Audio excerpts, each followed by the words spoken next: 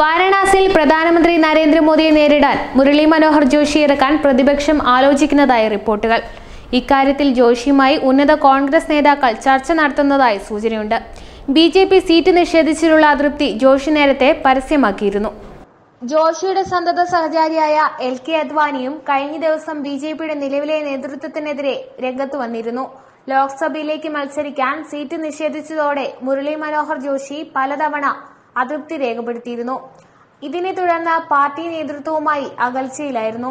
എന്നാൽ ജോഷിയെ പരിഗണിക്കാൻ ബിജെപി തയ്യാറാകാത്ത സാഹചര്യത്തിലാണ് പ്രതിപക്ഷം മുൻകൈയെടുത്ത് ജോഷിയെ സമീപിക്കുന്നത്. പ്രതിപക്ഷത്തിന്റെ വാഗ്ദാനം സ്വീകരിച്ചാൽ നിലവിൽ ബിജെപിക്ക് കനത്ത തിരിച്ചടിയാകും. കഴിഞ്ഞ ഏതാനും ദിവസങ്ങളായി ജോഷിയുമായി ഉന്നത കോൺഗ്രസ് നേതാക്കൾ ചർച്ച നടത്തുകയാണെന്നാണ് വിവരം. മത്സരിച്ചാലും ഇല്ലെങ്കിലും മോദിക്കെതിരെ ജോഷി പ്രചരണം നടത്തുമെന്നാണ് വിവരം. മോദിയുടെ കോർപ്പറേറ്റ് ബന്ധങ്ങൾ തുറന്നുകാട്ടുന്ന വിവരങ്ങൾ ജോഷിയുടെ കയ്യിലുണ്ടെന്നും തെരഞ്ഞെടുപ്പിന് തൊട്ടുമുമ്പ് ഇവ പുറത്തുവിടുമെന്നും സൂചനകളുണ്ട്.